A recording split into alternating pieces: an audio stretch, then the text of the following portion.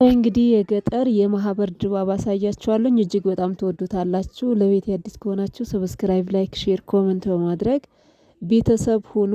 ለምን እንደሆነ አላቅምና በዚህ ማህበር ላይ ቅሬና አለብኝ ማለት ነውና እህት ወንድሞቼ፣ እናት አባቶቼ ማለት ነውና ይቅርታ ታረሙኛላችሁ ብዬ ተስፋ አደርጋለሁ። እኔ የሚሰማኝን ነው እግዚአብሔርን እና ከእህቶቼ ጋር እንደዚህ እንዲፈታ ብዬው እያለሁኝና በጣም ነው ደስ ያለኝ። አንድ በጣም የተገረምኩበትና አንድ ደግሞ በራሴ እይታ ያየሁት ነገር አለ። ምናልባት እናንተም ይህንን ስሜት በማህበር ዙሪያ የሚሰማችሁ ከሆነ እስኪ የእናንተ አካባቢ ያለ ማህበር እንዴት አድርጎ እንደሚያወጡ እንግዲህ ይህንን ቪዲዮ አይታችሁ ይህንን ድምጽ ሰምታችሁ እንግዲህ ኮመንት ላይ ትጽፉልኛላችሁ ብዬ ተስፋ አድርጋለሁኝ። አብራችሁኝ እስከ ፍጻሜ ድረስ ሁኑ። ቪዲዮውን ላይክ አድርጉ። ሰላም ጤና ይስጥልኝ ውድ የዓለም ዘር ዩቲዩብ ተከታታዮች እህት ወንድሞቼ፣ እንደምን ቆያችሁ? እንደምን አላችሁልኝ? እኔ እግዚአብሔር ይመስገን ደህና ነኝ፣ ሰላም ነኝ። ሰላማችሁ በዝት ትርፍርፍ ይበልልኝ። ዛሬ እንግዲህ እጅግ በጣም ደስ የሚል የምታዩት እንግዲህ በአዲስ ቪዲዮ ብቅ ብዬላችኋለሁኝ። ይህንን ድባብ በነገራችን ላይ በጣም ነው ደስ የሚለው። ብዙዎቻችሁ ቤተሰቦቻችሁ በተለይ ደግሞ ገጠር አካባቢ በእንደዚህ ሁኔታ ነው። ከተማ ደግሞ ትንሽ ለየት የሚል ነገር ይኖራል በእርግጠኝነት። ያው ቤቱ ምንድነው እንዳትሉ ሁሉም ቤት አዲስ ነው ማለት ነው። ቆርቆሮ ቤቱም ኩሽናውን እንደምታዩት ገና መሬቱ እንትን ተደላድሎ እንትን ተደርጎ ነው። ስለዚህ ምንድነው ቤቱ ምን ይመስላል አታጸዱትም እንዳትሉ ከአሁኑ ነው ደግሞ ኮመንት ካሮት ሲደመር ጎመን ይባላል። እስኪ ሲደመር ካሮትና ጥቅል ጎመን እሺ ሲደመር አይደለም ካሮትና ጥቅል ሲደመር ጎመን ይባላል። ሳ ጥቅል ጎመን ይባላል። እሺ ቁሊት ማለት ወጥ ማለት ነው። ወጥና ምንድነው አያ ማለት ደግሞ እዋ ማለት ነው። ገነት አንቺስ ማለት ቃዋ ማለት ነው። በጉራጌኛ እንግዲህ ጉራጌኛ መማር ነው የሚፈልግ አባባ ደግሞ ቆሎውን ይዞ እንዴት ደ ቆላ ማለት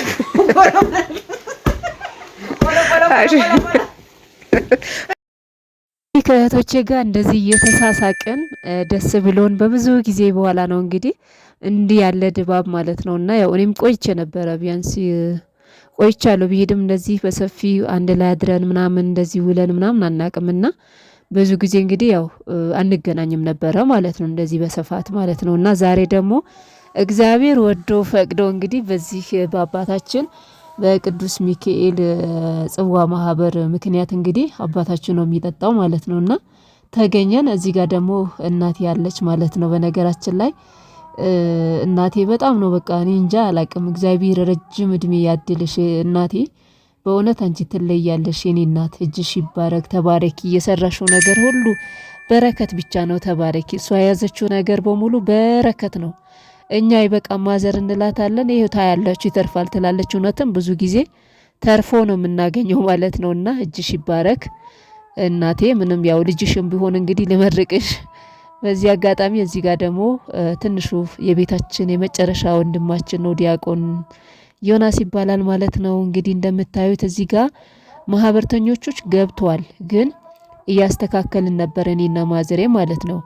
መጀመሪያ እንግዲህ በእኛ በእኔ ያየሁት ማለት ነው ከድሮም ጀምሮ ያለው እንደገቡ ለምሳሌ እንትን ይሰጣቸዋል ቆሎ፣ እንደገና ደግሞ ጠላ ይሰጣቸዋል። እሱን እየጠጡ እየበሉ ምናምን ነገር በመሃል ላይ ለምሳሌ የደከሙ ወይም ደግሞ ያው ምግብ የሚፈልጉ እናቶች እንዲሁ ነፍሰ ጡር የሆኑ እናቶችም ሊኖሩ ይችላሉ።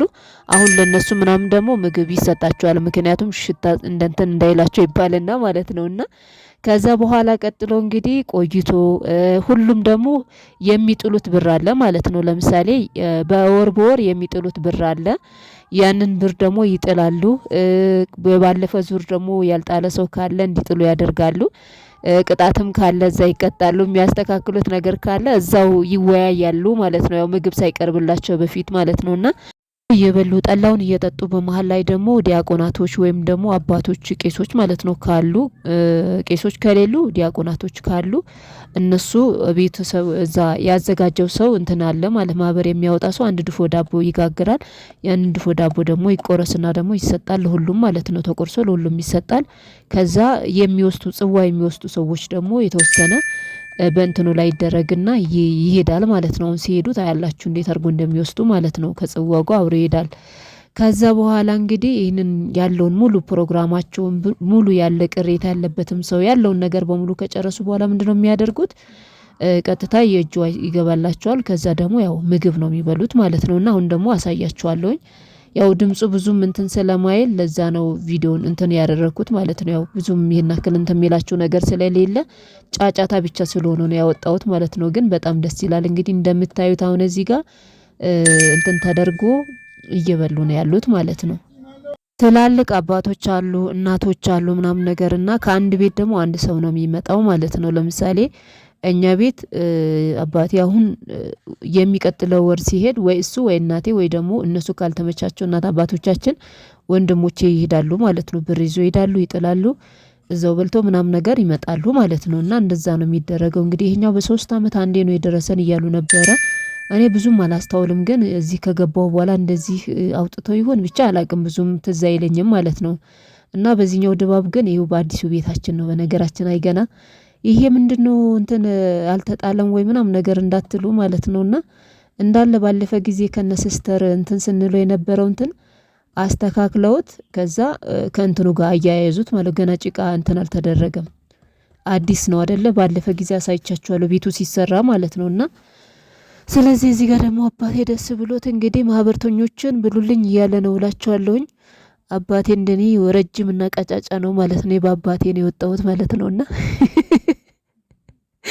እዚህ ጋር አያችሁ እያስተናገደ ነው እንግዲህ እኛም ተፍተፍ እያልን ነው ትንሽ እህቴና እኔ ማለት ነውና ያው እንግዲህ ጾም ስለሆነ እንትን አይደረግም። ለካ እዚህ ነበርኩኝ አንደኛው ዙር ላይ ማለት ነው። የዛሬ 3 አመት እዚህ ነበርኩት ትዝ አለኝ።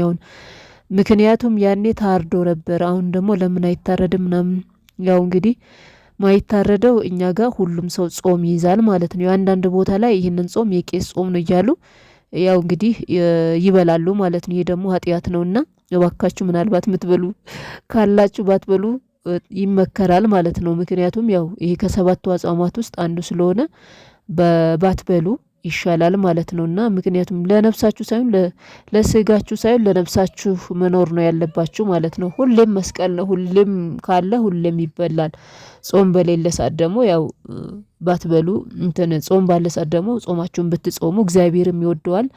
እናንተም ውስጣችሁ ለስጋችሁም ለነፍሳችሁም እረፍት አለውና አንዳንድ ጊዜ እኔ ብዙ ነገሮች ሳይ በጣም ነው የሚገርመኝ ማለት ነው። ይህንን ጾም በቃ የካህናት ነው ምን ሊያደርግ ይጾማል ምናምን እያሉ ኩትፎ አይቀር ምኑ አይቀር እንክት አድርጎ ይበላሉ። አጽያታቸው ለራሳቸው እኔ ዛሬ እንዴት ነው አንስቼ ያወራሁት ማለት ይቅር በላይ መድኃኒዓለም። እና ውዶችዬ በተረፈ ይሄንን ይመስላል። አሁን የውስጡን ፕሮግራም ጨርሰን ከዛ ደግሞ ይሄው እንግዲህ ይዘው የሚሄዱት እቃ አለ፣ መጠጫ አላቸው ምናምን ነገር ይዘው የሚሄዱት ነገር አለ፣ ግምጃ ምናምን የተለያየ ነገሮች አሉና ስለዚህ አሁን የሚቀጥለው ቤት ሲሄድ አብረው ይዘው ነው የሚሄዱት። እነዚህን እቃ አሁን እያጠቡ ነው መስመር እያደረጉላቸው ነው። ጨርሰናል ፕሮግራማችንን። እኔ ግን ብዙ ነው ሪከርድ የተደረገው ግን ቪዲዮ እንዳይረዝምባችሁ ከ10 ደቂቃ በላይ እንዳይሆን ብዬ ነው። በነገራችን ላይ እንኳን አደረሳችሁ አላልኳችሁም አይደለ? ቢያልፍም እንግዲህ እንኳን አደረሳችሁ። ቅዱስ ሚካኤል የዓመቱ ሰው ይበለን። እኔ አንድ ደግሞ ቅር ያለኝ ነገር አለ ማለት ነው። እኔ አሁን ይቅርታ አድርጉልኝና እግዚአብሔር እኔ የምትሰማኝ ነው ማውራችሁ ማለት ነውና ማህበር አሁን ለምሳሌ እኛ ቤተሰብ ጋር ሲወጣ ማህበር ሰፈር ሰው ምናምን ይጠራል። እንዳያችሁት ማህበርተኛው ይመጣል። ግን እኔ ቀር የሚለኝ ምንድነው አሁን የኔ ቢጤዎች የሉምና እኔ አባቴን ብዙ ጊዜ እለዋለሁኝና ይህንን ማህበር ትተህ ቢያንስ በአመት አንዴ እንኳን ብዘክር ለቤተ ክርስቲያን ጧፍ ዘቢብ የተለያየ ነገር ብሰጥ ላቀደሱና ላስቀደሱ ደግሞ ለነሱ ግማሽ ግማሽ እንጀራ እንኳን እዛው ወስደህ ብትዘክር ይሻላል እላለሁኝ። እንግዲህ ይሄንን ሐሳቤ ምናልባት ምትቃወሙኝም ካላችሁ ምትደግፉኝም ካላችሁ እስኪ እናንተ ምንድነው ቢደረግ ጥሩ ምትሉት ማለት ነውና ይሄን ያውን በቃ ሁሉም ጎረቤትም ከሆነ የሚቀጥለው ጊዜ ወይ ማህበር የሆነ ነገር ካለ ይጠራሉ። ይሄ ማለት ከካይን አይነት ነገር ነው። ከተማ ቢሆን ለኔ ቢጤ ስለሚበዛ ለኔ ቢጤን ወስታችሁ እንትን ትላላችሁና ይሄንን ነገር እናንተ በተለይ መንፈሳዊ እህቶቼ ወንድሞቼ አባቶቼ ማለት ነውና እንዴት ነው የምታዩት ይሄ ነገር? እኔ ግን ውስጤ ቅር ይለኛል። ለምን እንደሆነ እኔ አላቅም በእውነት እግዚአብሔርን ሁሌ ማለት ነው በቃ ለምንድነው እንደዚህ የሚያደርጉት እላለሁኝና እነሱ ደግሞ ይሄንን ማህበር ሊተውት አይፈልጉም ማለት ነው። ያው እንትን ማለት ነው የሚፈልጉት መጠጣት ነው የሚፈልጉትና እባካችሁ ሐሳብ አስተያየት ስጡኝ። እኔ በራሴ የሆነ በቃ ደስተኛ ስላልሆንኩ ነው በዛ ማለት ነውና ካጠፋውም ይቅርታ። እንግዲህ ምክራችሁን ኮሜንት ላይ ጠብቃለሁኝ። አብራችሁኝ ስለነበራችሁ በጣም ከልብ አመሰግናለሁ። እንግዲህ የዛሬም ቪዲዮ ምጥን ያለች ናት። ላይክ፣ ሼር፣ ኮመንት አድርጉ። ሰላም ሁኑልኝ።